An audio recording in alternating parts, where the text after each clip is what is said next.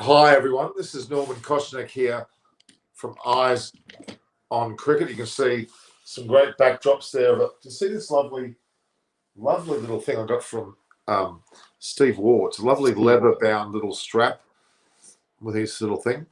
It was a great interview. Steve Waugh is the most loveliest guy. He really, seriously is. He's a tremendous guy. Why are we not getting anyone? Hang on. I just dropped my phone. Oh, So that's a platform. yeah. That's a collector's item there, Steve Waugh. Oh yes. Hi everyone. If you're just joining us now, we're here on a day after, a couple of days after selection, of course, of the Indian squad. Amaresh Sarij, how are you? I know I'm back after a while. I'm not back. I was on a later time slot. I was way past your bedtime. It was like 12:30 in the morning your time. So it's earlier now. It's more of a, what time is it theirs? Oh, by the way, I've got Siddharth Vishwanathan. Yes. He is Johnny. He's got a brand new haircut to his wife. Gave it to him a short while ago, as in a haircut. And yes. And he looks spiff. Prathmesh is here. Watched the Amherst watched the Steve Waugh interview. What a great man. Hope to get his book ASAP. Exactly. Look at this book. It is amazing. It's a tremendous book. I'll pull it out in a minute. It's an amazing book. Fabulous book. 18,000 photographs he took in about 6 weeks. And there was he was with some other very famous photographers. He learned all about aperture and manual settings of a camera. He was so excited.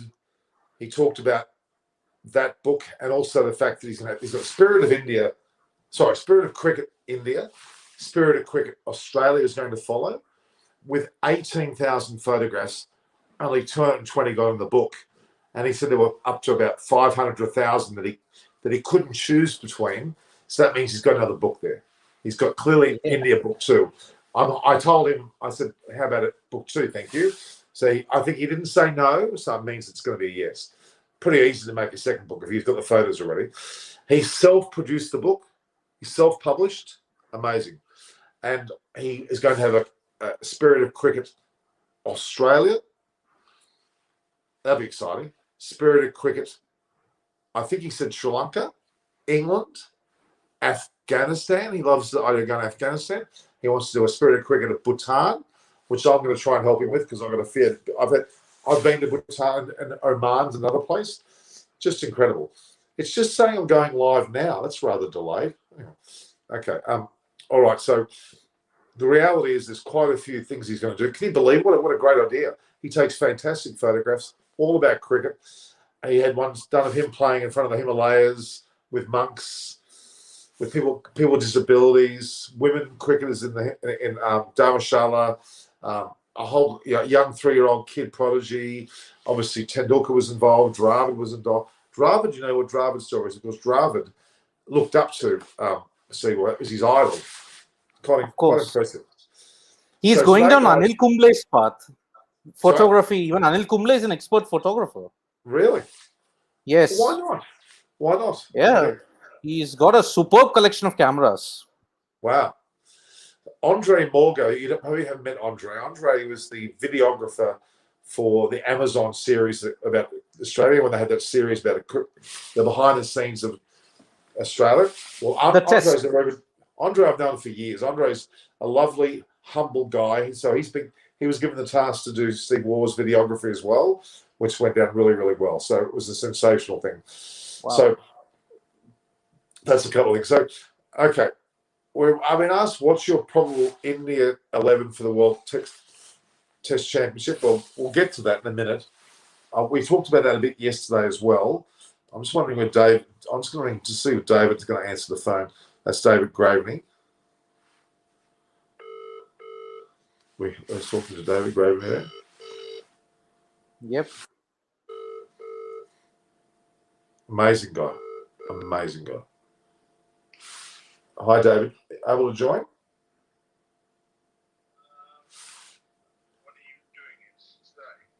Oh, we're going to talk about an IPL 11 regarding, the best best overseas players in the IPL. We're going to talk about Seawar's book, everything else, but.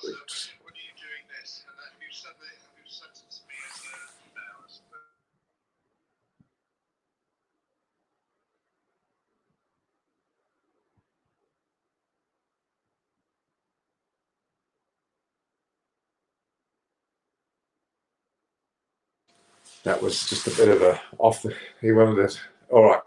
Yeah. You didn't hear anything about that, did you? Yes. Oh. So what's your problem in the 11?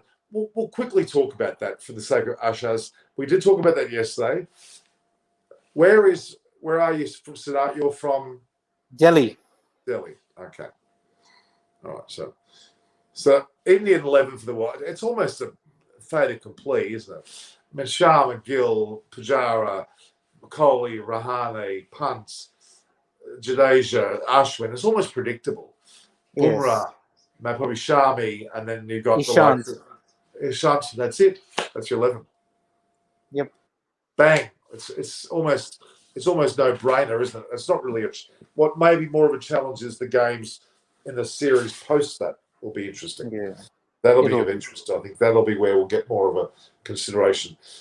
But okay, if you wanted to pick an IPL 11 of just not foreigners, but overseas players, we'll call them, who would you pick? I certainly wouldn't pick Warner. Yes. Not as captain. No, not as captain, definitely. If I have to pick of foreigners, the probable 11 for me, my openers would be Faf du Plessis, number one. He was in superb form for Chennai Super Kings. Yeah. He laid the foundation along with Rituraj for that. My other opener, I would just like to say, that's a tough one. Maybe I would put Glenn Maxwell in that. Because Maxwell would give you the aggression right at the very top. And on top of that, du Plessis would be your stabilizing factor. But since, if I have to look at the left-right hand combination, I would include Warner for the left-right hand combination. Primarily as a batsman, I would include Warner because as a batsman, he didn't struggle, barring one game. But yes, he didn't get the team over the line. His captaincy was a different kettle of fish altogether. So du Plessis, Warner would be my openers. Okay. Maxwell would be my floater, 3 to 5. He can bat anywhere in that position. What about Chris Lynn? Again, Lynn didn't get enough chances. But he scored 50 on his first match. 43 against. But again, he was not going to go. He was not going to anyway be a fixture. So either I would get de Kock and why not Quinton de Kock? Quinton de Kock would be my opener as a left-right and in place of Warner. Then I've got Maxwell, AB de Villiers, probably Bairstow as my keeper, Johnny Bairstow. His position would be, I guess, dependent on where the team slots him in. I would slot him at number 3. Number 3, Bairstow. Number 4, ABD. Number 5, Maxwell. Number 6, Marcus Stoinis. Do you think he's played well enough? I think he would be good. No, but hang on. We really should be going on the form that happened in 2021, not... Yeah. I guess for 1 or 2 games, Stoinis was in good form. Then for experience, I would have the buffer of Jan Christian, number 8. Then I would have Kyle Jamieson. Jamieson was in superb form for RCB. He was really one of the players who gave them a good platform. I would keep Tahir. You have to keep Tahir on a regular basis because he's a leg spinner. He can give you economy. So why not? Then, okay, if I have included Bairstow, then what about Josh Butler? As a backup keeper, I would include Josh Butler. Oh, for sure. So we've been joined by many batsmen, haven't we, really? Yeah. Thanks, David. I appreciate you coming. It's all right. Oh, hold it a minute. I haven't done what I'm supposed to be doing. While David's getting ready, I'm just giving a shout out to Gimanthi Wadagedera from Sri Lanka, a beautiful young lady, also a good cricketer, played a very good level of cricket, good friend. How are you, Gimanthi? Can you hear me, Norman, or not? I can hear you, definitely. Okay, that's fine. Naksha, you're a bit dark in the face because you got the blinds behind you open. Do you want them to be shut? It's up to you, but I will see more of you that way. Well, it may be benefit for your audience that they don't see me. I'll shut them. It's all right. No, don't be silly, David. Yeah. You're a handsome chap. You're right. So to finish it off, Kagiso Rabada for me. But Siddharth, how many openers have you got now? You've got Bairstow, Warner. You've got too many openers. You can't. Yeah, Decock, Butler. But I would say, according to the team combination, the playing 11, we are looking at a squad of 15. So these are the notable mentions also in that. I would have to say, I'd say Josh Butler, after his big century towards the end there, he would have to go in. Yep. Really. Yep. And who was the other? So Josh the boss, indeed. Josh the boss. There you go. Now you're looking awfully handsome then, David. You're looking younger. Got your ECB top on, your England top on. Yeah. Siddharth, meet David Gravity. David Gravity, Siddharth. How are you? I'm good. Pleasure. Honor to meet you, David. Pleasure is mine. Yeah. So what we're doing, David, is we're looking at the overseas players. Yeah. And a form of an 11 that played the IPL. In this round of the IPL. Only this round. Right. Well, I've been blown out the water a few times, so. We're not picking Dave Warner. No, I wouldn't either. But I think if you remember, I had some just observations about Chris Morris. I couldn't quite understand what he did in a team.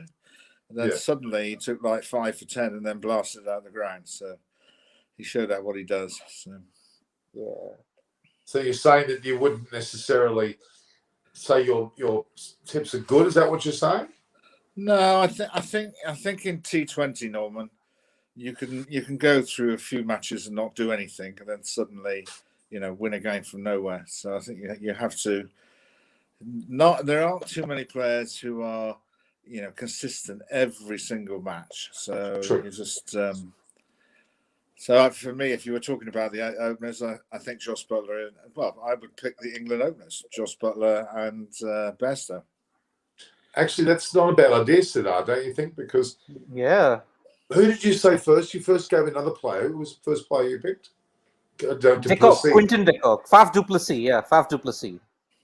No, you could bet du Plessis at number 3 potentially. Yeah. That is the problem, Siddharth, you have with T20 because they all want to bat in the first 3. So absolutely, Quinton Decock has looked. He has looked, actually, his body language has looked very subdued through the whole tournament. Mm-hmm. Yeah. As if he's a bit tired or he's worried about what there's a lot of things that we can only guess at in terms of the pressures their family are under. He could have a phone call from a relative the night before saying, I'm really worried about you and whatever. That's got to, they're not superhuman. So. Yep.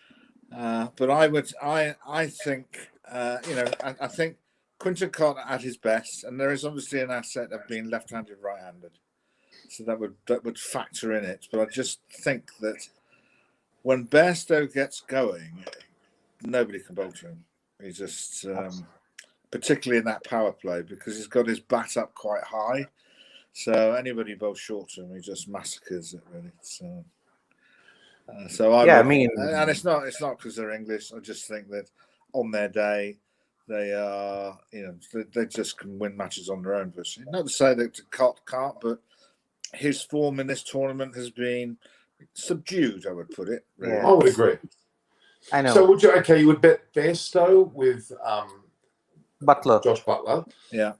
Would you put Faf du Plessis at 3 because he did that well? Yeah. That number 3 is it's a very difficult position, whatever format of cricket you play. So if it's a test match, I suppose a test match is a bit better.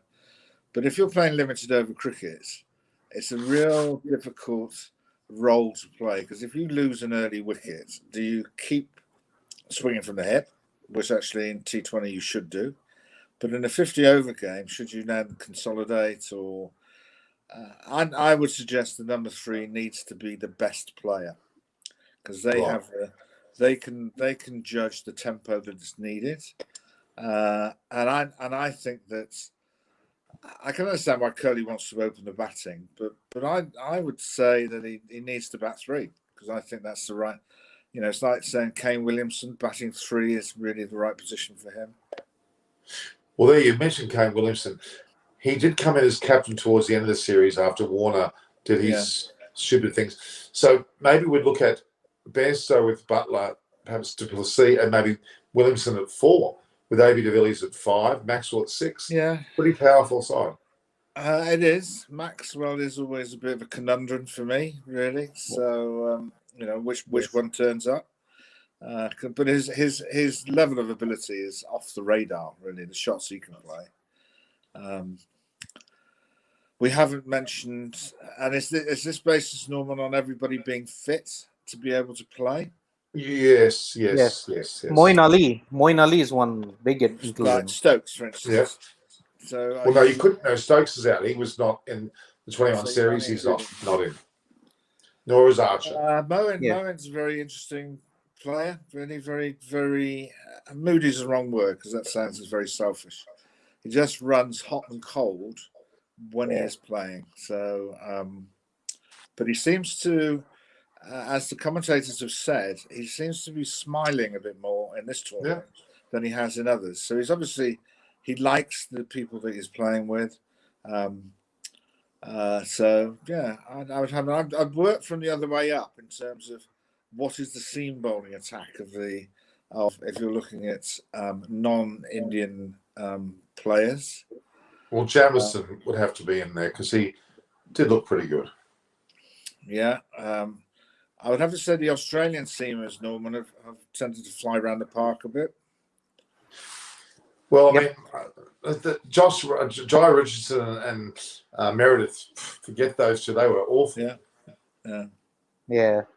Well, I would go with one of the guys I would play because I think he should have bowled. He should have bowled the last over in the World Cup final and definitely should have bowled the super over, which would have been Ferguson. Lockie, yes. He did not get I think at all. if you maybe not in India, but I do think in India. I think that tactically the way that some of the limited over games are going is that you need extreme speed in the middle of the innings. That people just can't set themselves up to hit it all over the ground. Yeah. And I'd have to say, when Pollard, and it was fantastic batting and great spectacle. Oh yes. They never went round the wicket and tried to bowl it underneath his armpit. Because if you do that, you can't free your arms.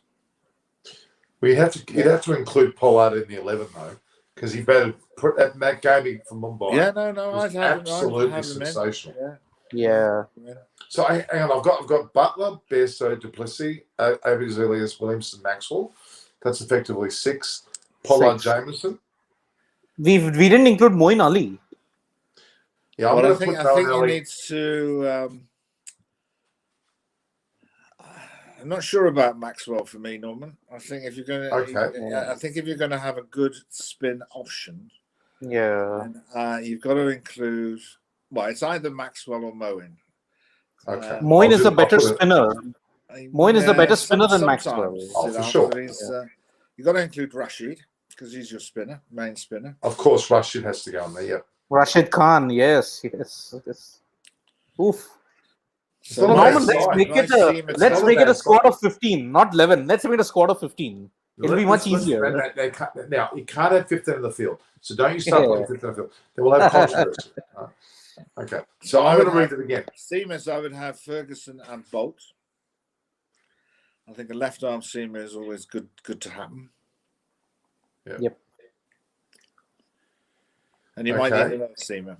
I think Ferguson is your X factor, so you would probably include Morris in that as well. Then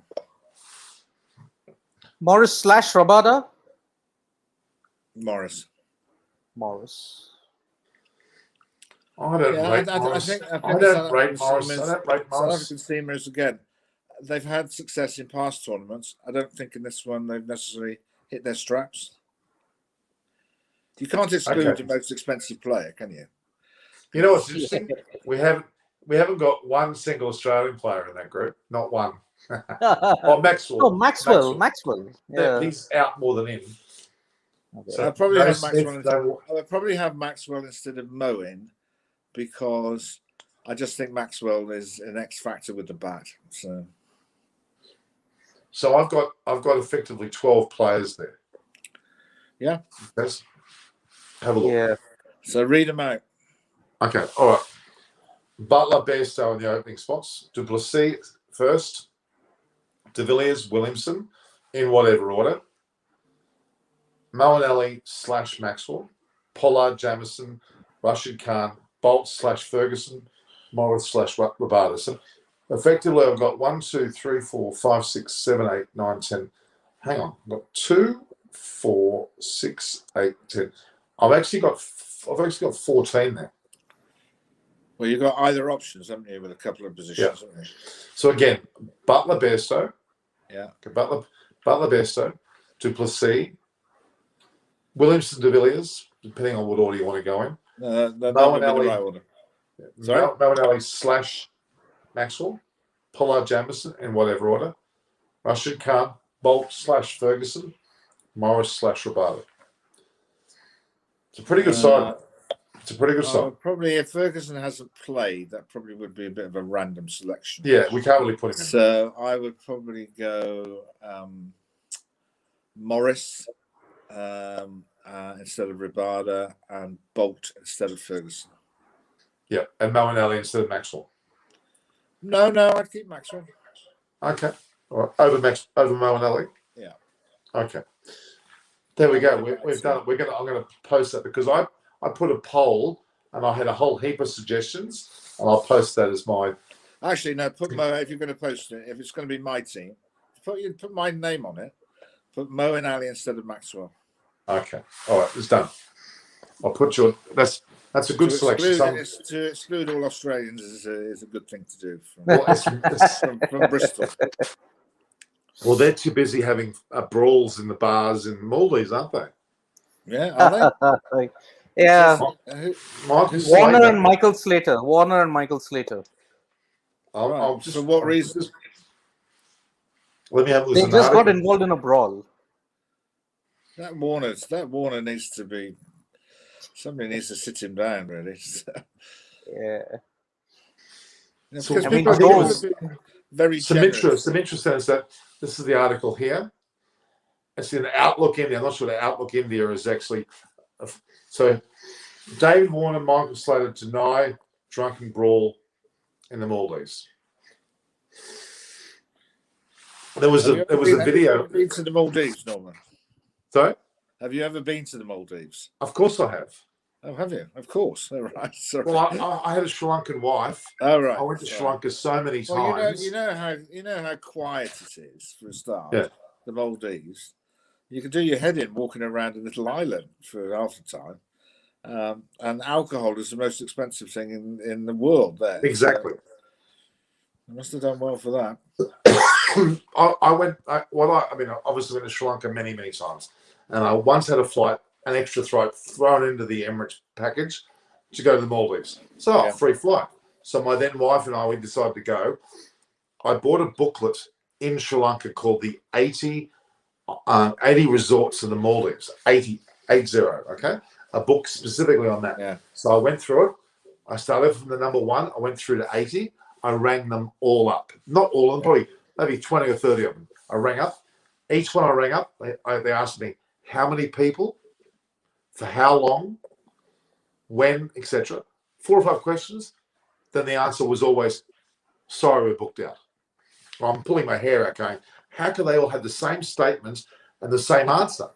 So what we did was we had the free flight. We flew to the island, the actual airport island, which is its own island in Maldives. And Malé is a bit further away. We landed there, went up to the front counter. We had nothing booked. So we were literally expecting to say, no, sorry, and go back on the next plane. So we were there. I asked the guy, have you got any hotel rooms?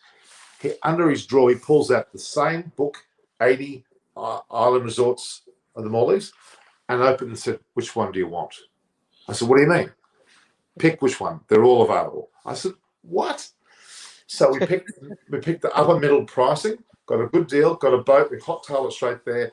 The island was ours. There was no one there. Wow. So why So did they these stop you in idiots. the first place? I don't know. They wanted to get bigger groups. So Oh, right. they didn't want to compromise that by having one or two families on there and blowing the whole island. But in there they had nobody. It was the dumbest thing. It was a Taj Exotica, and I had the best time. Wow. So there you go. So that's Lovely. the team, then, Norman. That's my team. So what's your team? I said that's my team for your post. Okay, I'm going to be putting that as your team. I've got it now, Australia. and now it's recorded, and I'm going to have it down. And I'm going to put that down as the team. Now, okay, I didn't want to labour on Michael Slater, but I'm afraid he has annoyed everyone in Australia in the last 24 to 48 hours because he persists on the whole rant about blood on your hands as a prime minister. Why were we stuck in India? When everyone is saying immediately, hang on a minute, you chose to go to the IPL knowing full well there was a COVID-19 scenario going on and potentially getting worse. You flew into that. You also flew into a lot of money. I don't know how much commentators get paid to that, but I know the players get paid many crores. But I think the commentators are getting paid a handsome sum. I'm pretty sure. Yeah, lakh per session. Who's prime minister's got blood on his hands? Who's he talking about? The Australian Scott Morrison. Scott Morrison, the Australian prime minister.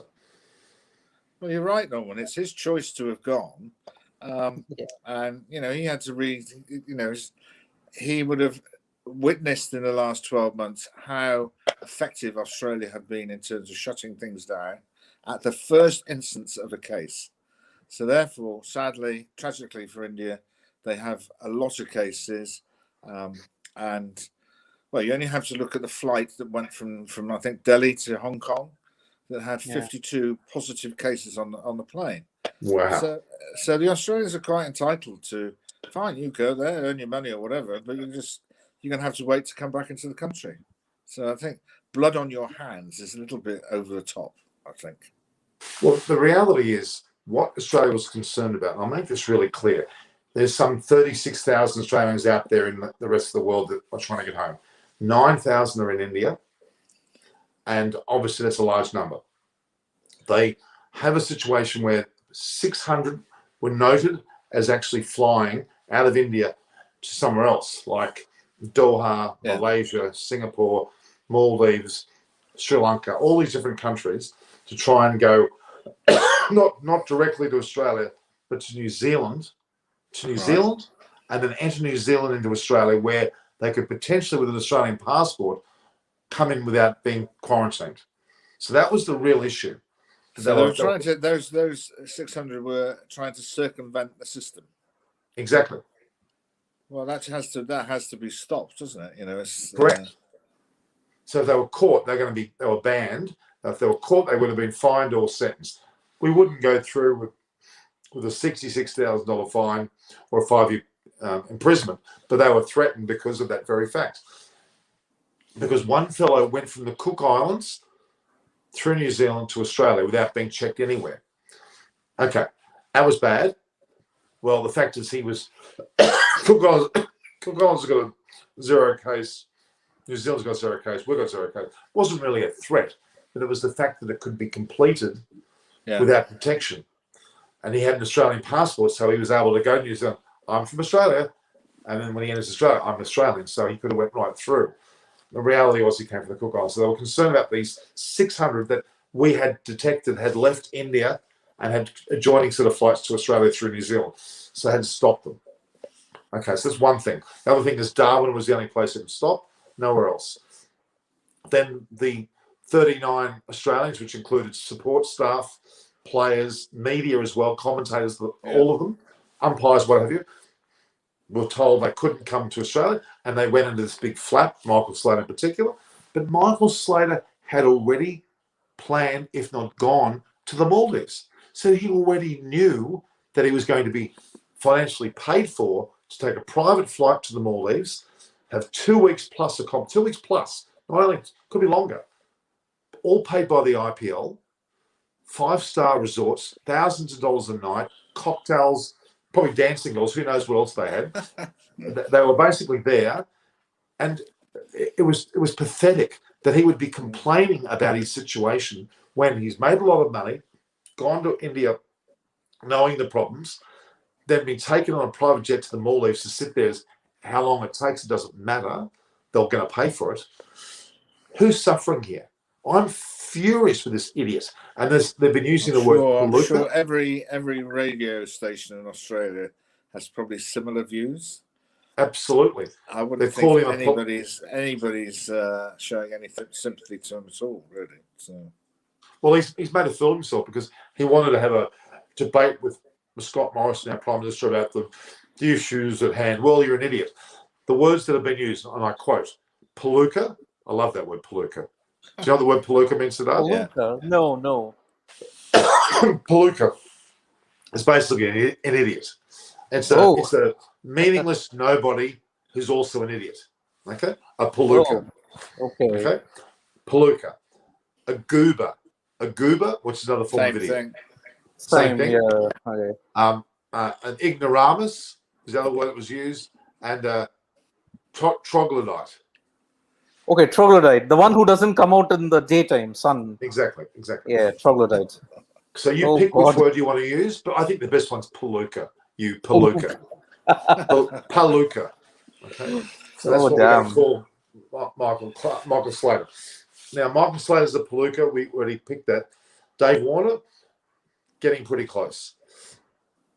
Firstly, having his daughter put together a picture saying, Daddy, I miss you.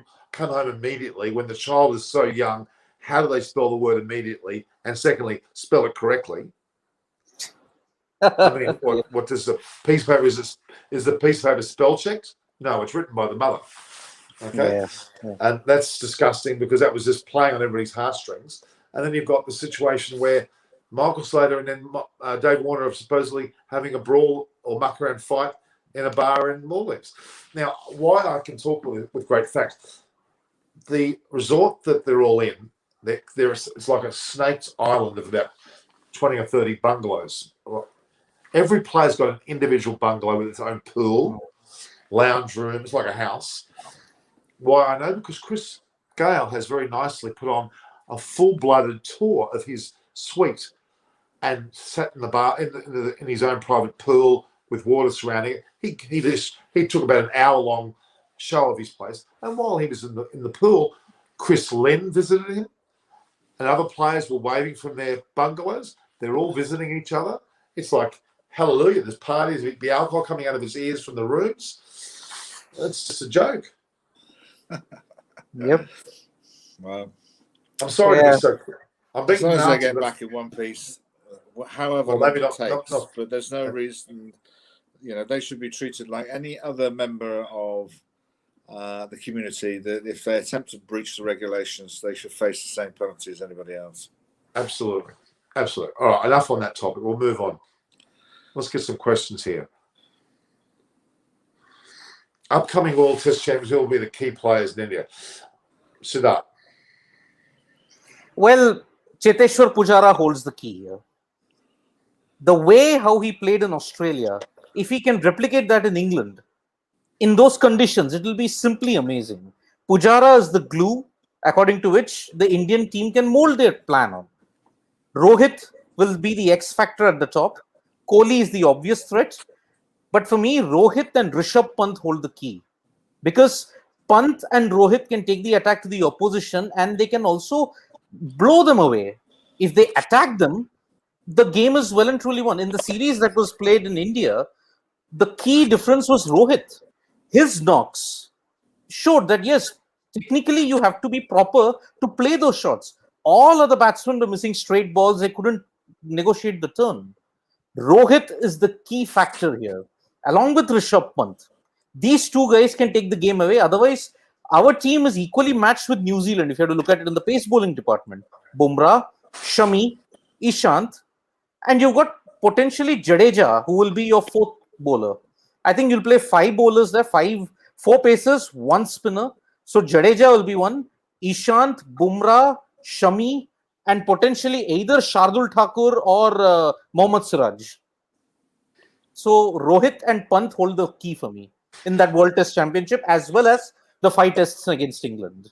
So you're saying that Ashwin won't play with Jadeja? You're not saying they're both going to play that match? I don't think you can play 2 spinners in England. Either Ashwin plays one or Jadeja plays. I don't think the conditions in England. Where are they playing? They're playing in Trent Bridge. Southampton. Trent Bridge, Southampton. I mean, No, all not, the 6 venues. Not Trent Bridge. It's David. It's Southampton. One-off test. Yeah, the World Test Championship at Southampton. The 5 tests are in Trent Bridge, Lords, Leeds, Manchester. So there, I don't think you can play 2 spinners. I think only 1 spinner will play. Either it'll be Ashwin or either it'll be Jadeja, or a dark horse could be Akshar Patel. But if Jadeja plays, then Akshar has no chance. So either Ashwin or Jadeja will be a toss-up. For the Southampton test, I mean the World Test Championship, I would say pick Jadeja, because there are several New Zealand players who don't play left-arm spin well. In particular, Ross Taylor. He struggles against spin. But even Kane Williamson struggles against Ashwin. So we don't know. And Ashwin was in superb form in Australia. So the spin department is up for grabs, but Jadeja is a much better bat. So let's just stick to the World Test Championship first and not talk about the matches. So, David, what's your knowledge of the Ajaz Bowl, Rose Bowl, is what? What happens typically at that ground? Well, there tends to be a tendency, wickets in general, actually, that they over-prepare them a little bit, because in England, ticket sales are critical. I know that seems a really odd thing to say when we're playing in front of no one, but in a normal situation, then ticket sales are critical for people to come in. So, so there has always been a tendency. When I was chairman selectors, we were not allowed to influence the groundsmen anyway. We were told to disappear, basically, and I've been led to believe that actually that's the same in Australia. It's just certain pitches in Australia have very distinct features. Like it will spin in Sydney at some stage, and it will be quick in Perth. Now, it might be quick in Perth, but it is a skill to decide which length you're going to bowl in Perth, because people get very excited about the ball flying all over the place. Southampton, going back to Southampton, in essence, it's basically a flat wicket. What is the key factor in England is not to look down, but to look up in terms of what is the weather conditions, cloud cover. It doesn't make it a road, but it makes it do a little. Like when Australia, and I think with when Australia got bowled out for some ridiculous thing, and Stuart Pearl took 8 for 8 or whatever it was. That was incredible. Is that it just does enough to hit the edge of the bat. You know, that actually if it does too much, then actually not many people can hit that ball. So it just nibbles around enough. And the one thing about Australian batsmen, they can't play swing bowling because the Kookaburra ball does not swing as much as the Duke ball. The Duke ball can swing for 4 or 5 hours in a day. And then, if the Australian practice against it, they would do it. But I think, am I right in saying, Norman, they introduced it in their domestic cricket? And now they've binned that idea now because it had the same effect in Australia that it has in England. Is that it just means that spin bowlers don't bowl. That's because right. you just bowl seam, and that. Well, in particular on the Gabba, they used the Duke ball on the Gabba, and in Hobart and Melbourne, there are examples that I can recall, and it was unplayable on the Gabba, absolutely unplayable. I think they're going to use. I assume they use. I'm not sure what ball they're using on that, but it don't have a major impact. I do agree with the role of Pujara, who was actually showed great bravery in Australia, actually, because he took a lot of hits from the Australian bowls, but he blunted the ball to a degree. There is a time when the Kookaburra ball becomes soft and easier for other people to play. So it worked perfectly for the Rahane's Pant to come in later on and attack a tiring attack, really. Because they didn't go in with a 5-man spin attack, because I think people have now twigged that actually if you go in with a 4-man attack and you've got one spinner, the spinner's going to have to bowl. So they're now attacking the spinner to make sure they bring back the seam bowlers and tire them out quicker. So people are leaning towards a 5. Even India lent towards a 5-man attack eventually to defeat Australia. But all that does is one, you've got to have a very effective wicketkeeper who scores lots of runs, which happened to India in terms of Pant, and score them quickly. India did a Gilchrist on Australia because they had a wicketkeeper who actually changed the course of the match in a session, which is fantastic for him. But it does mean that the top 5 batters have got to get the runs. So, I think Rohit Sharma is one of the most elegant batsmen in the world today. But the Indians have tried him at opening the batting over a number of times, or in the longer game, and it hasn't worked out that well. So actually, his form against England hopefully will give him the confidence to be able to nail down that place because he's too good a player.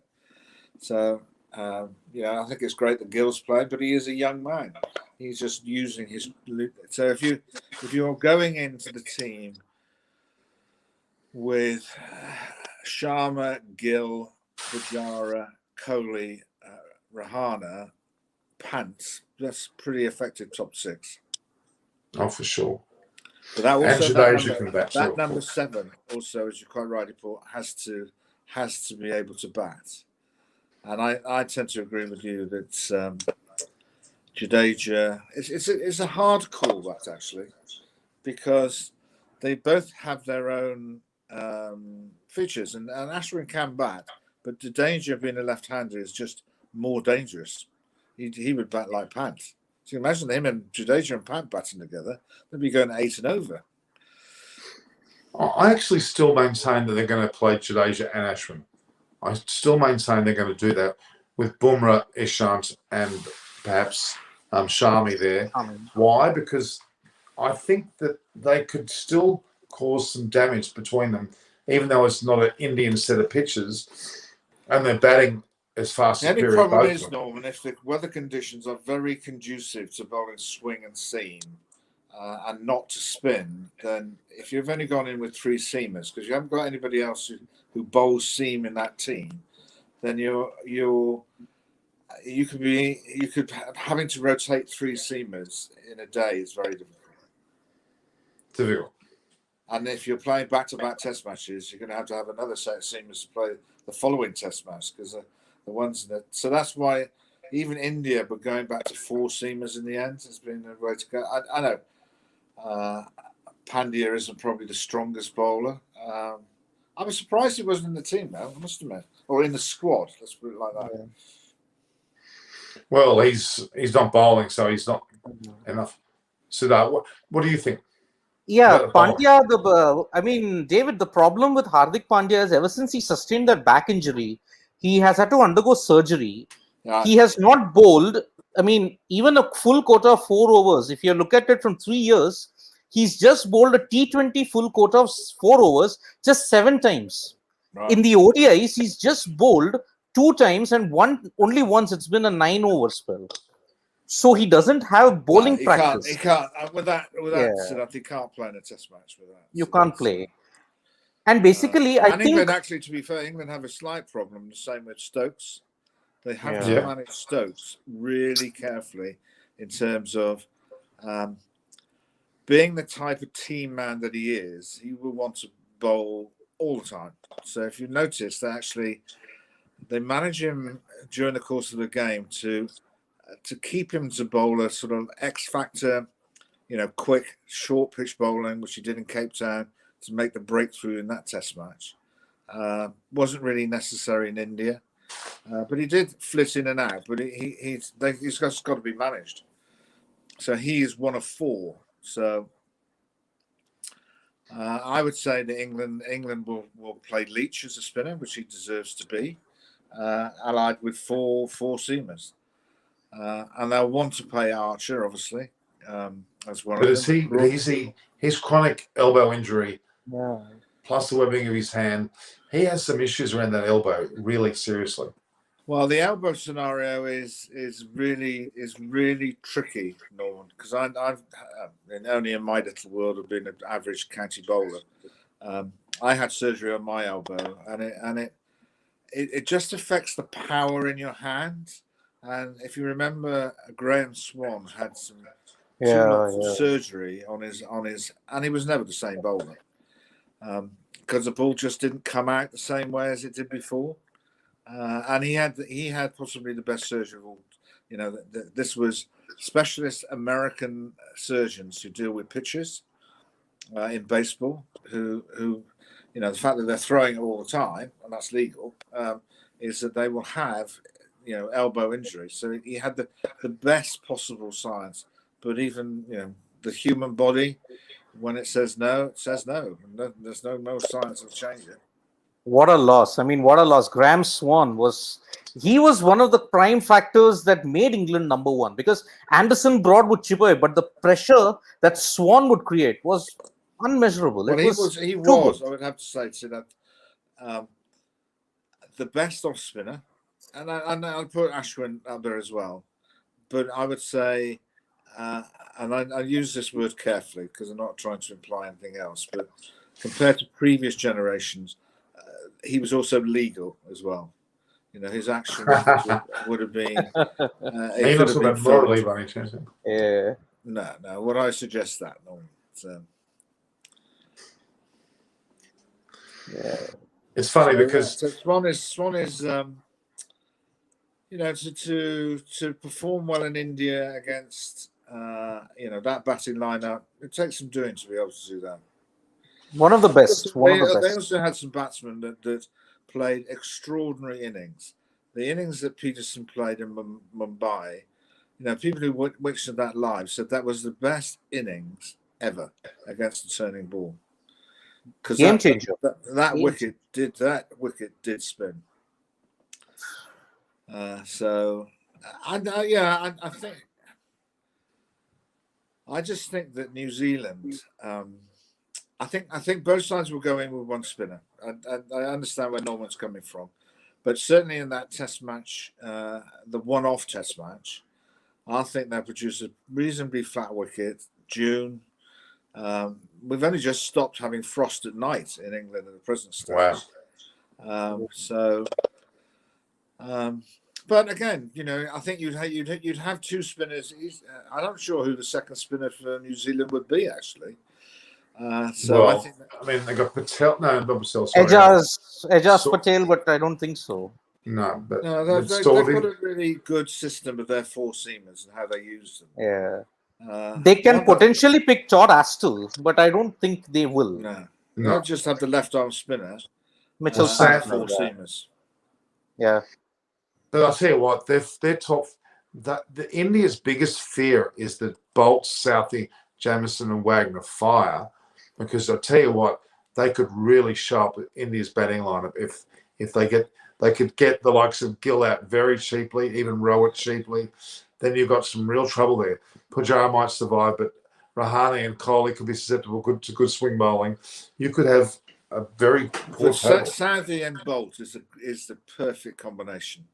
You've got a left armer who bowls, who's tall, hits the surface hard against I would say a craftsman as a swing bowler in Southey. So the batsman's getting it one right-handed, one left-handed. You know, you can never accuse them of having the same sort of attack. Now they've got Jameson, who's about 9 foot tall, and they've got Wagner, who I think has been brought up on wickets that are only about 15 yards long, because that's about the length he bowls on them. But he's a terribly short bowler, isn't he? They create different problems. They've all got a role. They all know what they've got to do, which is pretty obvious, even from laymen like us. I think from just not last year in the World Cup final, and I just think New Zealand have done fantastically well because they've just been well led. Kane Williamson is just an outstanding human being in terms of the way he plays, the way he leads. It's just a calm influence. I think it's outstanding. And the way he dealt with the pressure in the World Cup final, he he was also very amusing in some of the press conferences. So yeah, we shall see what happens. It'd be good. I think the concept is really, really good. A lot of people have doubted it, including myself, that it would take off. But for them to get to a situation, I think people really got into it in sort of, ironically, the last rounds of matches or series, whether it be India against Australia or whether it was India against England, they suddenly realised that actually Australia and England missed out, but they had chances of qualifying for the final, and therefore the results they're going to get in that series would be a deciding influence. So, but Australia didn't deserve to be in that final at all, and nor did England for that matter. India and New Zealand rightfully should be there. Yeah, and it's a rightful winner. That will be the so-called. Well, I think the two sides deserve to be in the final, and hopefully the fixture is really well supported in this country, even if the host nation is not part of it. Because if it does work like that, then that opens the door to staging it in other countries between two different teams.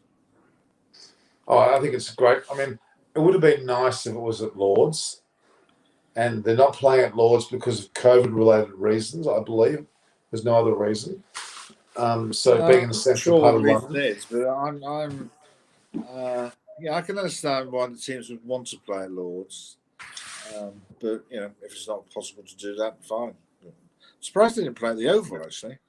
They couldn't play at Lord's. And England and New Zealand are playing one test at Lord's before this.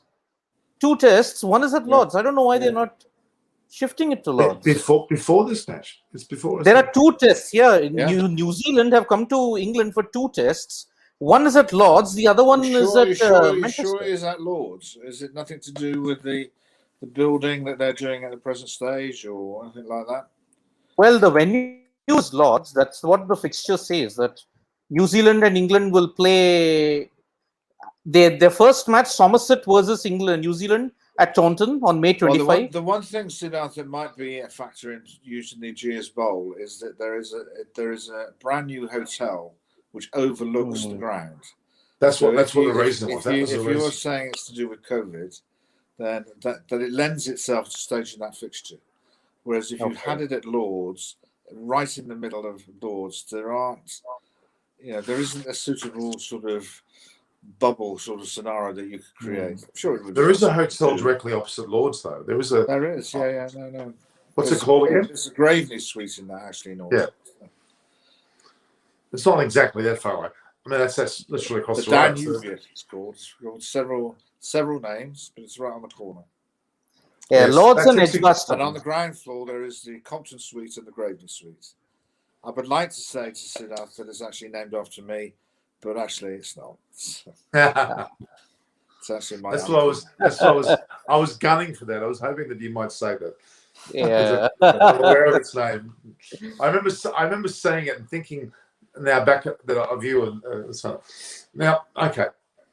Final question for me, Norman. Then I'm going to shoot off. Just quickly on the New Zealand bowling attack. Yeah. Are they?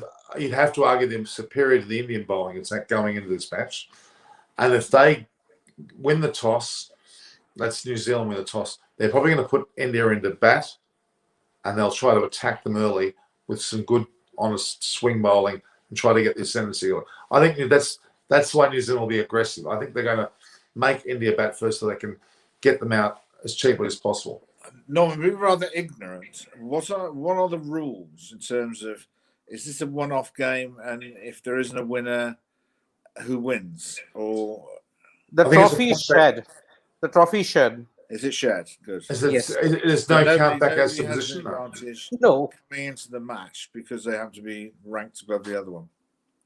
They've got to get in your out twice. Be a really defensive game, that I think. So,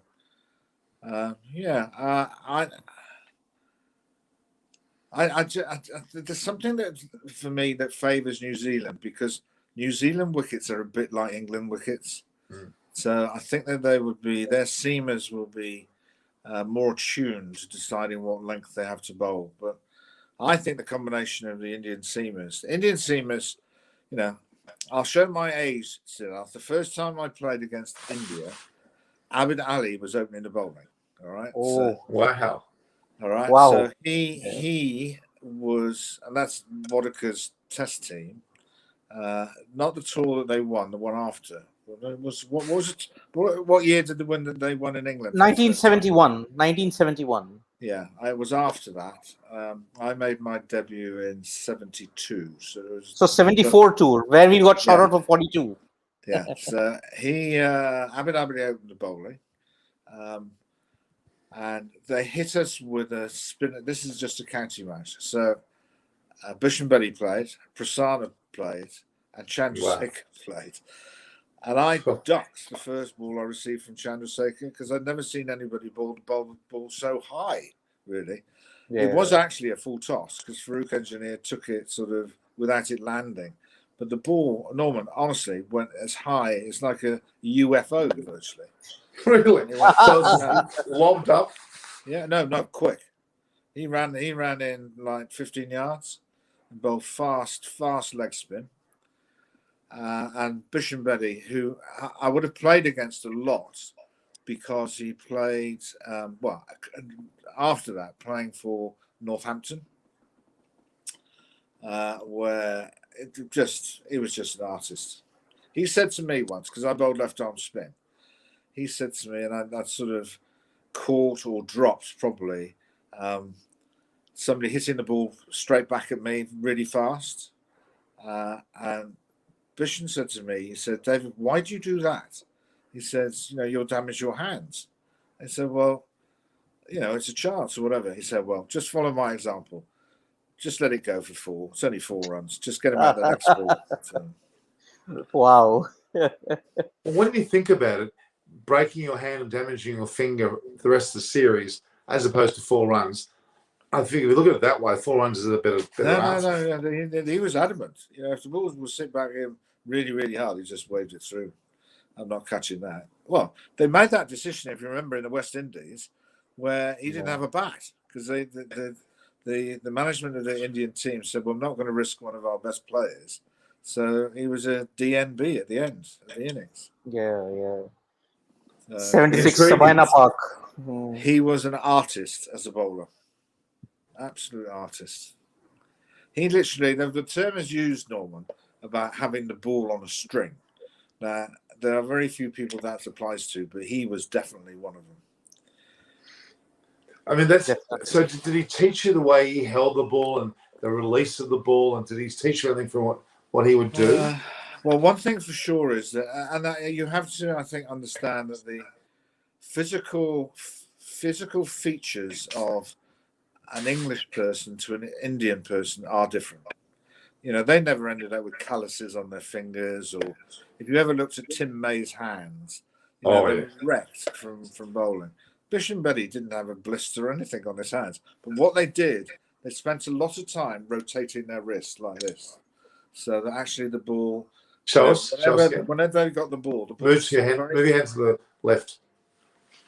They got very comfortable in their hands, and it wasn't a massive spin of the ball, but he just spun it enough on any surface, like half a bat.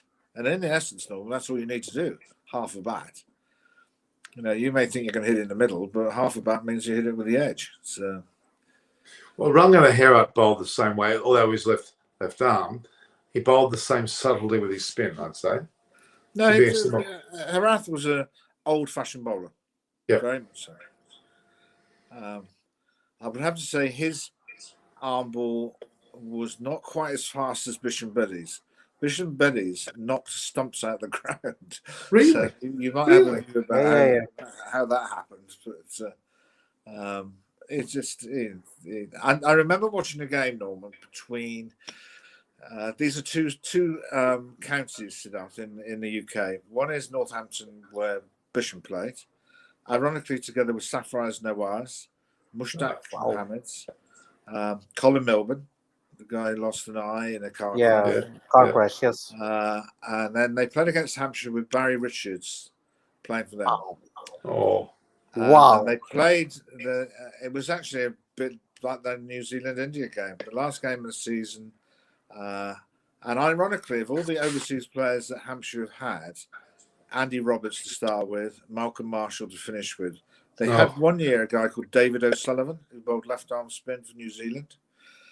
So they produced a turning wicket, a real turning wicket, a bit like a Mumbai special or the ones that we've seen in the last thing. Not dangerous, but it spun. That's all it did. And the whole wicket, the whole game took place in the middle of the wicket, where Bisham Betty was throwing it up in the air and trying to bowl like sort of, I'm going to flight you out. Barry Richards was advancing down the ground, hitting it through the covers, proper shots. Barry Richards got 120 until he was stumped off Bisham Betty literally by half a pitch.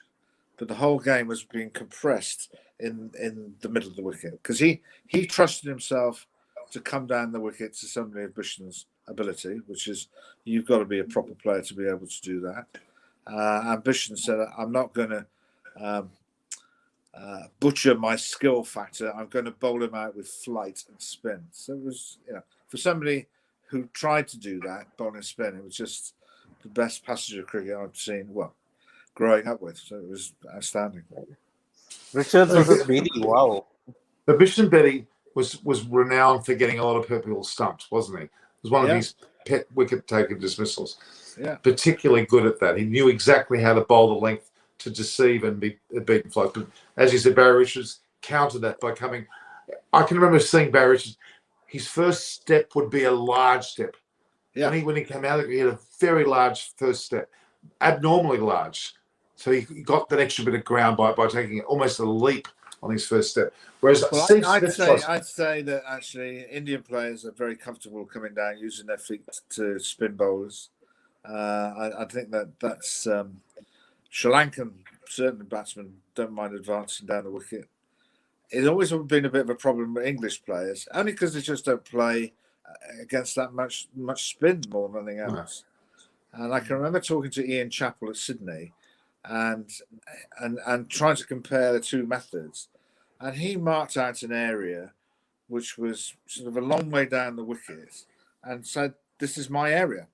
I'm going to bat in this area, either out of the crease or advancing down," because he believed if you were a static target in the crease, that the spinner would get you out eventually. So by using your feet, you're disrupting. So the spinner will spend more time looking at you rather than practicing his own or performing his own skill. There obviously is the risk that actually if you advance out your treat, you will get stumped. But so I just Bisham, that Indian side, that's what they were renowned to do. But the point I was going to make is the seam attack that India have now is a proper seam attack. So as they've shown in India, and they will show in England at the same time. So I'm sure the team meetings in the England team will show the right sort of respect for the seamers and the younger guys who were drafted in after the injuries that the main seamers had. So the India have got a few to choose from. I think it's a really strong team. So who's the best player of spin bowling out of the Indian upper order, Siddharth? Who would you say is the best? Rohit, 1. Pujara can stonewall. The only definite weakness in the entire team when playing spin is Ajinkya Rahane. Somehow, he always struggles against spin. Always. Pant is extremely aggressive against spinners. He can come down the track, loft you inside out over extra cover, hit the same shot over deep in wicket. That's 2. Kohli, Rohit, Pant. But Kohli is a bit susceptible. Kohli gets out quite often to spin bowling. He did against the Leeds. Yeah. He didn't. Moeen and Adil Rashid have troubled him a lot. Moeen in particular, I think, has got him out 7 times. But he'll be up against Saudi. The problem in this series will be Tim Saudi. He's got him out 10 times. All formats combined. Because of that, it's because of his ability to swing bowler stuff. Yes. And especially the ball coming in. I just hope Tim Saudi exploits these 2 weaknesses of both Rohit and Virat. The ball coming in. Rohit is incredibly vulnerable against the ball that comes in, nips off the deck, swings in. No bowler has ever utilized that to the hilt. If Saudi does that, the game might be set there and there.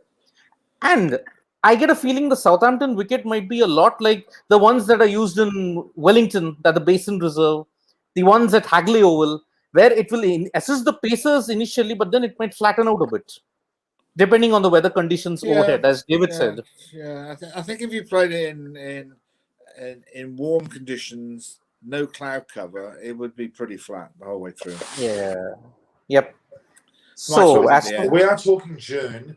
It's still very cold in England. It hasn't warmed up sufficiently. It'll be a seamer's deck. Come on, it has to yeah, be. I can't imagine it being flat in June. Maybe we're talking about August.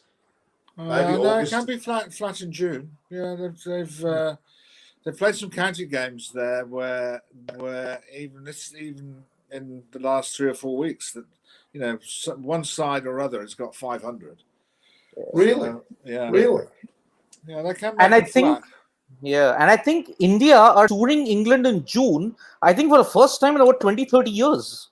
They have always toured in July, August when the wickets are slightly better. But this is the first time in, I think, what, 2 decades or more that they'll be touring in June. So it'll be a totally new experience for So them. when are the test matches? Are they before the World After. Championship? After. The two August. tests that New Zealand will be playing are on June 2 and from June 2 to June 6, June 10th to June 14th. The 5 tests that India play will be from August 4th onwards. August 4th to Right. September So that's, you 14th. need to know something. The weather in the world is changing bit by bit. Oh, yeah. Right? Yep. So the 2 wettest months in the UK, one is November. Okay. The second is August. Oh, really? Yes. Yep. So the dry wickets you might have experienced, seeing the whole West Indies, Michael Holding roaring in against England with the outfield being white, and there's only just the green strip or the green square. That is a thing of the past. So trying to predict whether it will be sunny or warm or wet is difficult at any time. So June can easily be as dry a month as any other August. Actually, the best month in weather in the UK is normally September. Normally when all the kids go back to school, which is I was there for a year, so yes, I do agree. August is actually the wettest. I was there for a year in Lancashire, in Manchester. So all the families are going on holiday, Siddharth, and it all keeps raining. Then they bring him back and send him to school. You never see a cloud after that. My debut was stalled because of rain. Is that right? Yes, my debut was stalled because of rain. I was available for just 2 games. Both those games got rained off. Because I'm a very advocate because the game needs is under fire from other sports in the UK. It used to be played in specific sort of boxes, which probably happens in Australian sport. And I'm very keen to try and open up playing cricket in September, particularly for schools cricket, that they ought to play at that time of year because dry weather, the outfields or the pitches, particularly for rugby, because that's when it would be played then, are rock hard. So there's broken wrists, collarbones, anything you name. So, and actually, we did have some success last September of doing that between 2 of the lockdowns, and people really enjoyed it. Yes. Look, it's fantastic. See, this is a very insightful conversation, don't you think, Siddharth? We're learning a lot from David. Even the Bish and Betty discussion. You've absolutely floored me with that, David. I'm intrigued no end because Bish and Betty is one of my favourites, to be honest. He and Prasada together and Chandrasekhar. What a bowling. They were very good. I think you'll find it's 1973, this match between Northampton and Hampshire. Definitely played at Southampton. And if you look at who got the runs and who didn't, you'll find out that actually, because Barry Richards was an extraordinary player, absolutely extraordinary player. Would you rate him? Was he in the top 2, 3 in the world ever for you? It's really difficult to compare eras, I think. But certainly, we've had periods of time where. He was a top player, but didn't play international cricket. but it's hard to steer away from the Brian Lara's and the Viv Richards and those sort of players. But there have been other players like Martin Crowe played for Somerset after Viv, and he was equally as he played like Viv virtually. So every era has some. But there was something about Barry Richards that we used to. He was very keen on his tennis, and we used to play. Sometimes we played, and he always got 100 against Gloucestershire because Mike Proctor was his boyhood friend. They went to the same school. In fact, Barry Richards actually made his debut for Gloucestershire, not for Hampshire, as a young man. So they always had this rivalry as friends, and innocent people like me were caught up in the middle of this rivalry. So he always got 100. And normally sometimes when we played them on the Saturday of the Wimbledon final, men's final, because he was really keen on his tennis. So he'd smash 100 before lunch. We'd have lunch at like 1:15 to 10 to 2, or 5 to 2, and within half an hour he'd be out. Now he never admitted that was an intentional way of getting out, but he was always available to watch the tennis. But he'd already clocked up 100. So Barry Richards, those ones, Lara. But I can assure you, Norman, there's a lot more than that. So, if you want the top 10 batsmen, that would be a program in itself. So. Oh, for sure. Well, Chris Vernon and I had something like that earlier, and he was added on some players I disagree with. We had a pretty big fight, actually. All right. Well, there's two guys that I would pay to watch. They wouldn't be necessarily the most successful. One would be Majid Khan. Right. Majid Khan, yes. When I played. And the other one would be Carl Hooper. Wow. Yes. Elegance. Elegance. They had an elegance about them. Like the one thing I would say about it, if they had a crease in their shirt when they're batting, the crease never fell out. So that showed they were pretty cool dudes. Anyway, no, my daughter is trying to get hold of me. Okay. It's been about 4 times since we've been here. All right. So it's been a pleasure to meet you. Pleasure, David. Pleasure. We'll catch up soon. Been wonderful. All right. Absolutely. Absolutely. All right, David. Thank you. Thank you. Thank you, David. Siddharth, how privileged are we to talk to David Graveney? Seriously. Something about him. Something about him. When you've got Adam Hollyoak or Monty Panesar on, they revere him. They treat him like they call him like they're sir. He's like they've almost been belittled by him. He's got a presence about him, and his coverage. Don't forget his uncle Tim Graveney scored. Tim Graveney, yeah. Hundreds, thousands, and his father was very good. One of his a family full of them, and he played he didn't play for England, but he went very close. Yeah. But he's incredible. He was extremely well respected. Treasure trove of information. Wasn't that interesting to hear that conversation with Bishop Betty? Wasn't that mind blowing? Mind blowing, yes. The problem is, he would have access to all those footages. The British press, they keep a very good access. Here in India, the archives are so bad, we can't even get access to it. So if you want to learn the feats of Bishan Bedi, they're all legendary, exemplary. We can't access it because there's no footage. It's preserved in such a close-knit archive that I just can't access it. Or I have to pay thousands of rupees to get that access, that footage. But see, I remember Harbhajan Singh saying that I think Bishan Bedi and the like would go and give him some tips, and that was his best ever information that he ever got. Even I think Kumble and even Ashwin, if they're being honest with each other, they would look at Bishan Bedi as being the idol of spin bowlers. By far, he had, as he said, as David said, the mastery. He got so many people stumped. He worked out what they were doing. Even the Barry Richards, who scored a century, he still worked him out and got him out eventually with it. It's just, David speaks about, you have no idea what the conversation with David. And then when he talks about how he selected players, how he not only selected Adam Hollyoak, but he had to sack him. But Adam, oh my God, he reveres him. And Monty was the same.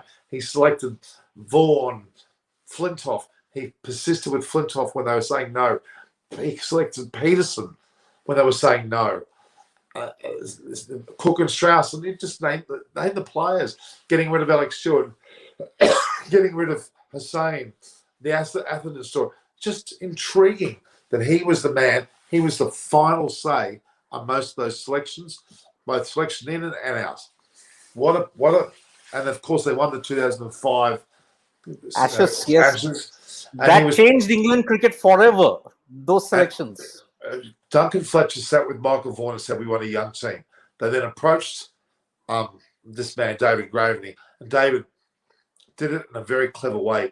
He didn't just put all new. He transitioned very quickly but well.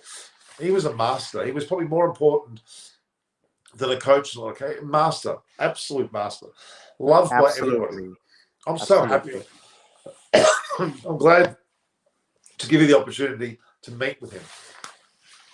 The pleasure's all mine. Thank you so much. Connect with him. We'll get you to connect with him post. If you want to pick his brain on anything, it's just he's absolute legend. And Simon Willis, who's been the high performance coach both England and Sri Lanka, and a lot of the Sri Lankan players were based there. So you need to go? Yeah, I have to go in 5 minutes. Okay. So now that David's away, we can talk about some more controversial matters. To me, I think New Zealand's going to beat India. I'm sorry. I have a feeling that New Zealand's going to win because of the lack of practice that Indian batters will have on English pitches is going to go against them. I mean, look at the schedule. India are going into the bio bubble on May 25 here for 8 days. After that, they will come to the UK on June 2nd. They'll be in a 10-day quarantine there. They will only train. But New Zealand in that period would have played 3 games. Taunton, Lords, Edgbaston. They're already familiar with the conditions. And plus, as I mentioned in that show, Southampton will be like a bit of Wellington or Hagley Oval. New Zealand know how to bowl in that length to trouble them. And it just need not swing bananas. Just enough swing. Bolt knows how to just swing it enough. Saudi knows just enough. Wagner hit the deck. Jameson, same. Santner to give you that X factor.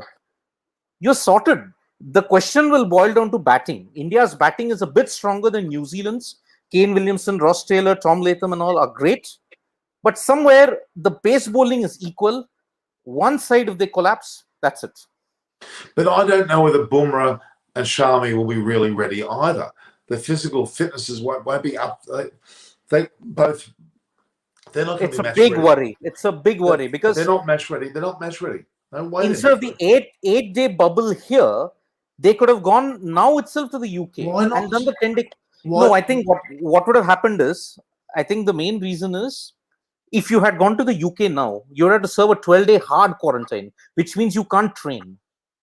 So bubble to bubble transfer, it means that you can be in quarantine, but you can train. That's what happened when they shifted from the IPL bubble in Dubai to Sydney. They could train. They were in quarantine, but they could train. But if you had directly come from Sydney, Rohit Sharma, he went out of the IPL bio bubble. He had to do 14 days hard quarantine in Sydney. India probably want to avoid that hard quarantine. That's why doing 8 days here. They have created the bubble. We go to the UK. June 12th, we are out of it. But then they're not match hardened. They won't have played. They won't be in England. They will not be match hardened. New Zealand, I'm afraid that's going to stack up. I almost wonder whether Kohli really worries about this Duck Welsh. I'm beginning to wonder whether they really worry about it. I'm beginning to think that they're not going to be as concerned. They're going to be more wanting to knock them off in the series, that is England, than New Zealand. This is New Zealand's best chance to actually win a world title. The World Cups, they've been always runners-up, bridesmaid, at least 4. I think it's 4 occasions they've been bridesmaid. Twice against Australia. 92 semi-final. Then Australia 2015. 2011 and 2007, again, the semis, they lost to Sri Lanka. 2015, unfortunately, in Melbourne. And 2019, oh God. I'd rather not talk about it because I will get into depression. That was the worst day of my life, July 14th. Federer lost. New Zealand lost. And they didn't lose. It was tied. They lost on a technicality. Oh, they were the better side on the day. They were the better side on the day by far. I was there for the entire match. Yeah. They were the better side on the day England got away with it. But I hate to say this. And please don't. I have a feeling it was orchestrated. The win was orchestrated.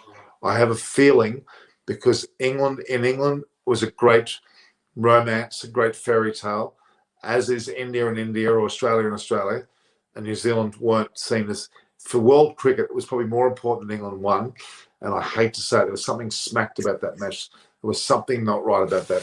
Even people in the crowd were wondering what's going on. You've sent me a message. Okay, let's no problems. All right, Siddharth. Thank you very much for your time. It's been fantastic. Fantastic. I hope you enjoy having David Gravely on there. We're going to have Adam Hollyoak and Monty in the future, and I might bring Jeff Thompson on there for a bit of fun when he's in the mood. Wow. Do you like to I'll have a chat with Jeff? I mean, Wild Thing, the original Wild Thing. Who wouldn't want to meet him? He's a character, Siddharth. Yeah, he is. He'll call you Vishy. He won't call you. He'll call you Vishy. Sid. He can call me Sid. No, I think he's going to call you Vishy. Vishy, cool. Okay, for Vishwanath, Gundappa Vishwanath. Okay. Okay, bye, Norman. Thank you so much for having me. Talk soon. Thank you. Bye. Ciao. Aren't we lucky? We had Siddharth there, who's an absolute gem of a journalist out of India, one of the most senior journalists, but also very astute, very articulate, great person to have on, as was Sumitra yesterday, and also Gill. We've got a few more coming next time as well. But David Gravely, amazing.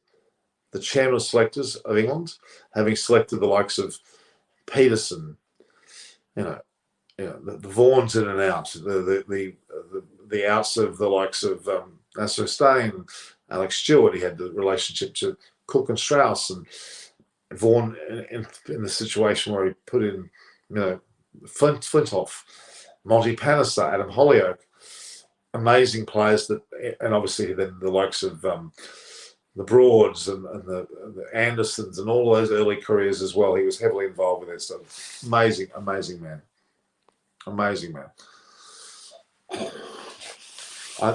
India is favourite Test World Cup?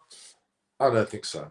I like to think that they'll have a chance, but I don't think that they're going to be necessarily the one that to the 95 was disgrace on cricket. Irani, I think you're a little bit right. The Indian team knows this, and when they are prepared, they are invincible. It's disappointing that India is not getting more of an opportunity to play warm-up matches leading into the World Test Championship. It's very unfortunate. The IPL was a bit of a debacle with all the conditions, though. Initially went earlier, but as Siddharth said, they wanted to have not a hard bubble, they wanted to have or hard quarantine, they want to have ability to train. So having a quarantine here leads to that happening in England. But you can't. I don't think that there's any. I think India's got some preparation problems with the series. And how are they going to deal with the likes of Bolt, Southey, Jamieson, and Wagner? An incredible force of it. And Jorgensen's their bowling coach. You have to argue there's a lot going on that's very positive. So I'm very much concerned about India's preparation, at least for the World Test Championship. For the main series against England, they'll have a lot more under their belts. They'll be more ready for that and give England a nice shake, and they've got depth of numbers. They should have brought 30 away, not 20 or 20, 24, effectively. The 4 standby players will train, will join them, and they'll be very interesting to see what happens there. So ask me some questions, guys. What's your prediction between India and England, Saul? Okay. A lot better. I think India are going to be better placed for England. Why? Because England have already had England out. They've exposed England quite a bit. Root will be there, of course. Whether Stokes and Archer are able to be back in form after their injuries will be an interesting point. I think Archer's a short-term disaster, long-term proposition, maybe. I'm okay. So of course I'm okay. No, I'm fine. I'm perfectly fine. I'm just a bit of a cough, that's all. Nothing serious. There's no COVID situation. We have no COVID here. We have one person and their partner that's COVID in Sydney. Two people, and there's been no further zero new cases for the last 3 days. I'm fine. Just a bit. It's a bit cool. That's all. We need you to be in the peak of my health. Don't worry, bro. I am. It's only a cough. It's nothing serious. So, guys, all right. So, to finish with it, I'd just like to bring up the fact that I think that having the next few days, we'll have, I think, Shapali's coming on with a women's perspective. We're going to have Chris Vernon on, the likes Sam Willis. I'll have more of a benchmark from those people. I think we should be very, very fortunate to have the Indian media people will be on as well. I'm very impressed. We're going to talk all about the Michael Slater incident. I told you, a fans allowed in South Africa at this stage. I believe not. What's our recommendation for India? When you say recommendation for India, what do you mean? I think India need to get more batting prep. They need to have had a game. They should have gone there earlier. The moment that the IPL schedule was, well, imagine if the IPL schedule was not called off. They played all the way through. Imagine if the IPL played all the way through the end of May, which is still 3 weeks away. They would have then had to go from the IPL immediately, and a hard lockdown. It would have been a disaster. They would have had a lot of problems. I think the ball will swing. It'll absolutely swing. I don't think I wouldn't underplay that in the World Test Championship. India have got to try and send New Zealand to the bat first and get New Zealand to lose wickets early and try to get New Zealand out for a low score. Because I can assure you, if New Zealand win the toss, they're going to throw those four fast bowlers at India like a winner early on to get early wickets and have India on a low score in the first innings, putting New Zealand in the ascendancy early. Because New Zealand would like to win this match and win it well. And the best chance of winning it well is by putting India in the bat first and getting it out cheaply on a wicket that probably will suit bowlers more than batters. So that would be my tip. Well, I have no grandkids. I have a son who's 24, Christopher. His name is Christopher. Plays a bit of cricket. He played with me on the SCG at a match, for the SCG 11. He went with me to Bali in New York. Lovely kid. He's a civil engineer now. Studied civil engineering. He works for the Bayside City Council. So my son Christopher. I have 2 stepdaughters. One is married with 2 children, and the other is not married, but she lives in London. She's got a PhD. They're both of Sri Lankan background. And my ex-wife, and I'm not married, I'm divorced. My ex-wife was Sri Lankan. My only wife in my life was Sri Lankan. I was with her for about 15 years. So, yeah, that's my history. What is the message they're trying to not selecting Shaw? Well, the fact is that realistically, he didn't play well. He played very poorly in Australia, and they're trying to say that he needs to do it more to get back in there. And what they're doing is being faithful to the same players that played in Australia and although ultimately England. Pretty sure certainly seems to be in favour in the short version, but the long version, he's still 21. Jason Sanger's the same, and Jason Sanger was a captain who was pretty sure back in that World Under-19s. They're both future players. Give us some time. Yeah, I think that ball will swing more than 21 for sure. I think the ball will certainly be doing that. Will India miss Kumar? Absolutely. He could have been the X factor over in the Sharma. I would have argued Kumar would have been on the side with Sharma because those two can swing the hell out. Bumrah, injury prone at the moment. Haven't gotten married. No, I don't know.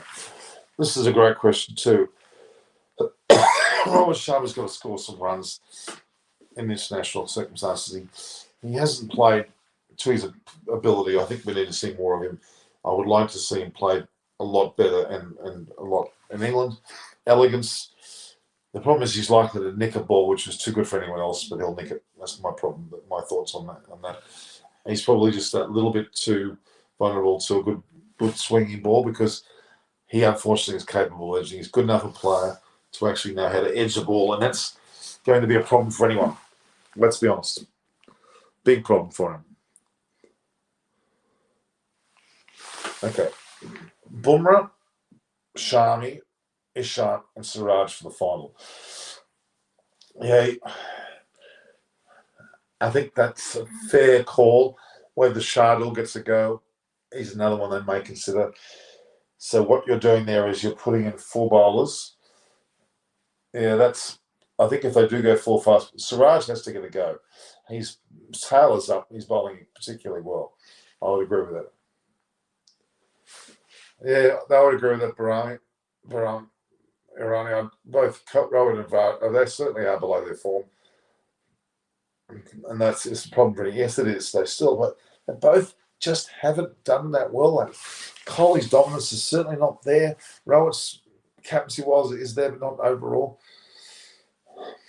India is a great team to test also number one. And they certainly are, but they've got to now. This is the chance to cement that position. They beat New Zealand, then they can be clear leaders. So Milan's joined us from Austria, but earlier than normal Milan. It's normally a bit later you come on. Would it be a great story if Azan Nagaswala gets a chance in England during the 5-Test series? He is fast and accurate. Would be a deadly combination. Him and probably he may well get. There's a good chance he will, because I reckon Sharmi's not 100%, nor is Bumrah 100%, and Bhuvi's not even here. Yeah, we need to have a swing bowler. I think you need Westwood come up for sure. It certainly is a loss for them, especially in this context. I'd like to see the other opener get about this Bengali opener. He seems to be Sharma, I think his name is. But who's he going to replace? See, Gill, Rowett, Rahane, Kohli are going to be very susceptible to nicking the ball. Pujara's probably the only one out of that top 5 that I would. Pujara and Punt are the 2 that I think will negate the moving ball the best. And I think that the other 4 are going to be susceptible to getting caught nicking. I was observing for the last 30 minutes. What were you observing?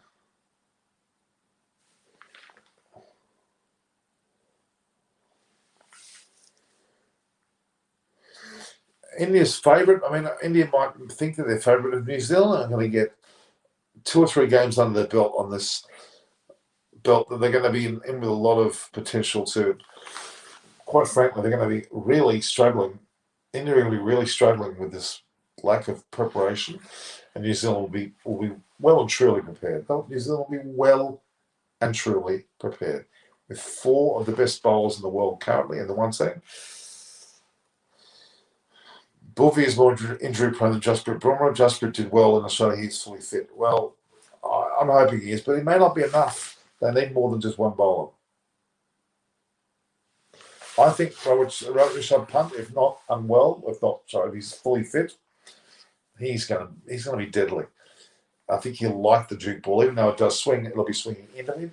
A lot of the deliveries will swing into him, which will suit his onside and leg side shots. I think you'll find that the bowling will actually suit Punt. In particular, James Anderson will suit Punt because the ball's going to be coming into him, and he'll be able to flick the ball at will over mid-wicket or backwards square, wherever he likes. Yeah, New Zealand, I have to admit, New Zealand, are certainly the final showings. They've made a lot of finals against Australia many times, against other sides. England many times have lost every single one of them. Not unlike South Africa when they come to semi-finals. There's going to be a lot of movement there, I would say. So let's just hope, for the sake of, it'd be nice to New Zealand win. Why? Not that I'm against India, but New Zealand haven't won anything. So India, if they're underdone, they get beaten by the better side. I think they'll be somewhat, acknowledging that fact, and that's probably the most important thing of the whole thing. That's where we'll have a distinct difference. All right, guys, let's just hope there's anything else there. It just seems to me that there's a lot to be said about this whole performance. I'm still very impressed with the Indian batters, but they're going to come up against 4 of the most impressive New Zealand bowlers. The New Zealand 4, they're saying they can compare them to the West Indies. That's pretty hard to believe, but I think that if New Zealand win the toss and they put India into bat, and their 4 bowlers can take early wickets and dominate India and get India out for a low first innings score in the 4 innings, and New Zealand can then bat well enough, New Zealand get a lead, it's going to make it very hard for India to come back. It may be the undoing of India in this. And don't be shocked if India do lose this match.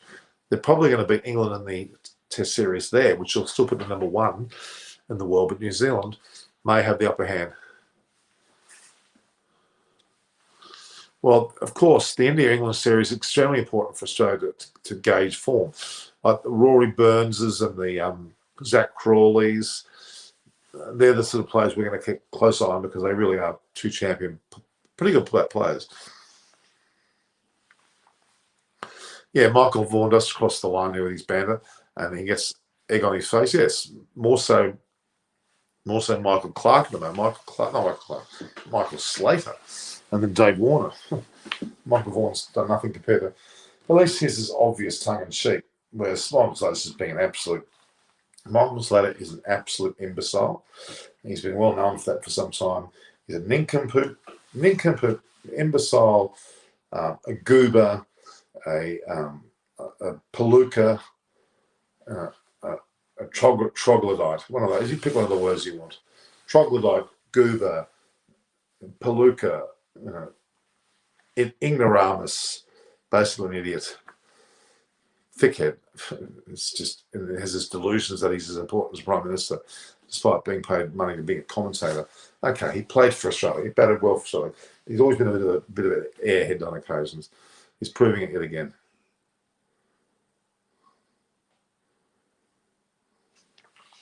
India's bowling. Well, if India's bowling is at its top, if they're at their best, Bumrah at his best, Ishan at his best, Sharma at his best, yes, they are. But I'm afraid New Zealand, pound for pound at the moment, especially in England, will be very hard to. This is a great question. This is a question that I'm contemplating. Should Washington shouldn't be in the 11? If he is, who does he displace? Does he displace both Jadeja and Ashwin, or does he place with Vihari? I better get back to that batting order. We've got Rohit Gill, Pujara, Kohli, Rahane. Then you got 6. You got Vihari. 7. You got Punt, Jadeja. 8. Then you bowl 3 seamers, or what do you do? That's just maybe one too many batters there, potentially. Shardul, yes. They're asking, what do you think? I think Sundar will go close, but he won't be. If Jadeja's fit, Jadeja will go in front of him. Can Shardul play as a bowler? He certainly can, and he may well be used. It'll be more relevant to the England series rather than that one test. They're going to go together with a pretty traditional team for the test. That is, again, Sharma Gill, Pujara, Kohli, Rahane. That's 5. Then 6 will be either Punt, let's say Vihari, then Punt is 7. And you get 3 bowlers, 9 to 11. Bumrah, Ishan Sharma, and potentially Siraj, but probably Shami. But they're going to put in an extra bowler, and they have to take away one of the batters, which might mean Vihari drops out. Yeah, I think Ashwin is probably not. I think Jadeja is more likely than Ashwin at this stage. Or Asha Siddhant. He was good, but in Sudan he was facing. I don't know. I don't know much about who that is. I mean, we're talking about. Yeah, I think Ashwin is probably unlikely. Jadeja is the one that's going to be out of those 2. It'll be Jadeja. We need at least 3 good fast bowlers. It looks like we probably need 4 if the wickets are seeming wickets, but 3 definitely. Again, Bumrah, Ishan Sharma, and Shami, with either Siraj in as 4. That means one of the batters go out, and that's good. Batting for him.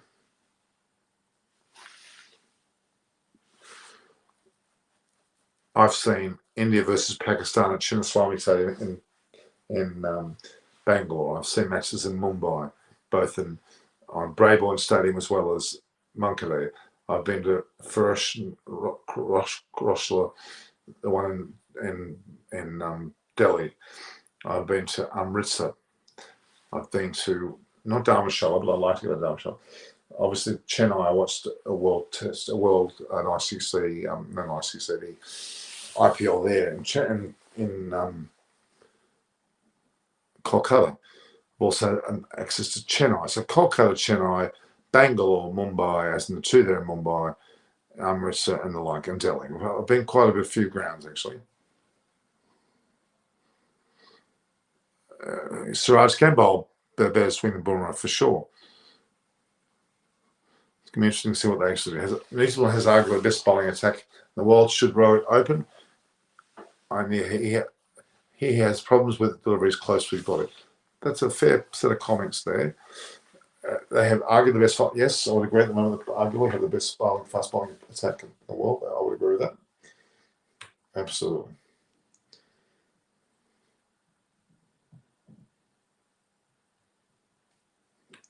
Stop saying that. Okay.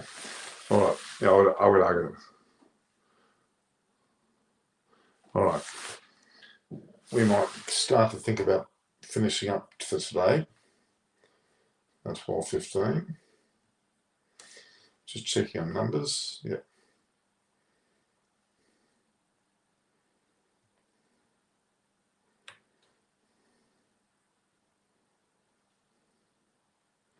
Pretty steady day. So, all right, guys. Right now, so the best bowling. So, no, I don't agree at all. No, I think that you'll find that Stark, Hazelwood, Cummins, and Lyon, they've seen better days. Good night, all. Looking forward to the Ashes, absolutely.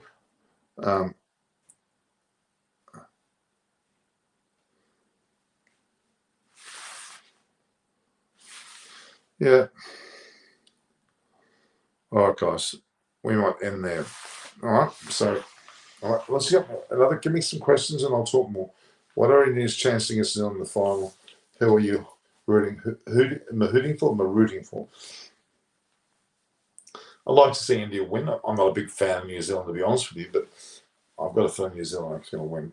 Only because they've got a more tested lineup that are going to be playing quite a few matches against England and true test wickets and get as much exposure to a test performance before they even play the match. They're in the best, they're in the box set to win, actually. India will be underdone practice-wise. It'll expose the opening bowlers, so that's the opening batters, I should say, not just bowlers. I think the bowlers will be okay. I think the Indian bowlers will be pretty much okay. Bumrah will be a bit off, but I think Mohammad Siraj needs to play. All right, guys, we might end it up there. Okay. India created history in Australia. Of course they did. It was the most magnificent series, one of the best of all time, I have to argue, by far. India's definitely, they definitely are certainly winners after that performance, I can assure you.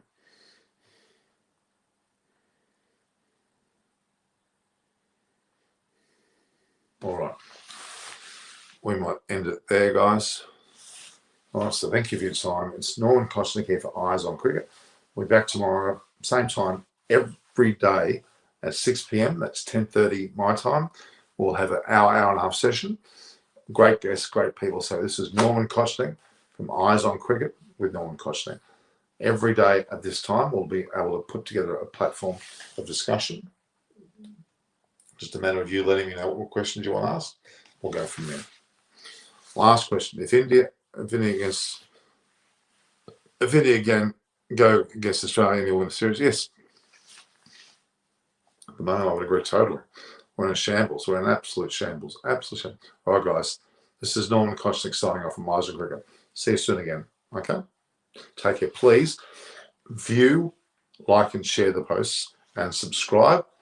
And you can actually ask me questions via Norm Koch, at Norm Koch, which you see there on both Twitter, Instagram.